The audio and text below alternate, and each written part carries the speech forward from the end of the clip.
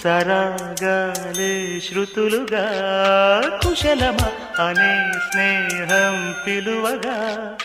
కిలకిల సమీపించే సడులతో ప్రతి పొద పదాలే పలుకగా కునుకురాక బుట్ట బొమ్మ గుబురుగుందని వనములేచి వద్దకొచ్చి నిద్రపుచ్చని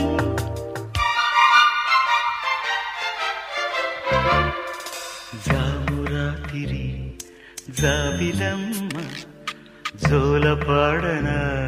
ఇలా